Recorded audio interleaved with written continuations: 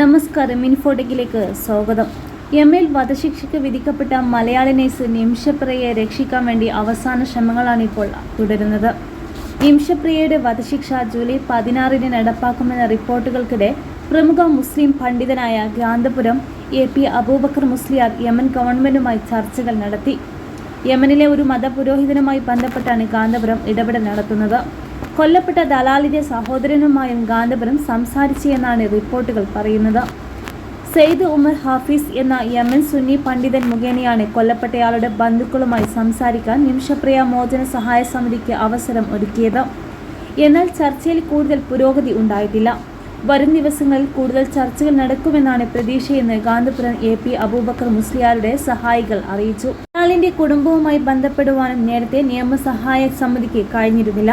ദലാലിന്റെ സഹോദരനുമായി സംസാരിക്കാൻ കഴിഞ്ഞതിൽ പ്രതീക്ഷയുണ്ടെന്നും ചർച്ച തുടരുകയാണെന്നും ഗാന്തപുരം വിഭാഗം അറിയിച്ചു. യമനിലെ ശരിയത്ത് നിയമപ്രകാരം ദയാധനം നൽകി ഇരയുടെ കുടുംബം സമ്മതിച്ചാൽ വധശിക്ഷ ഒഴിവാക്കാൻ സാധ്യതയുണ്ട്. എന്നാൽ ദലാലിന്റെ കുടുംബം $1 ദശലക്ഷം ബ്ലഡ് മണി വാഗ്ദാനം നിരസിച്ചതായി റിപ്പോർട്ടുകൾ സൂചിപ്പിക്കുന്നു. നിമിഷയുടെ അമ്മ പ്രേമകുമാരി മകളെ രക്ഷിക്കാൻ 1 വർഷത്തോളമായി സനയിൽ തങ്ങുന്നു. പാലക്കാട്ടെ തന്റെ ഏക സ്വത്ത് വിറ്റാണ് അവർ നിയമ നടപടികൾക്കുള്ള പണം കണ്ടെത്തിയത്.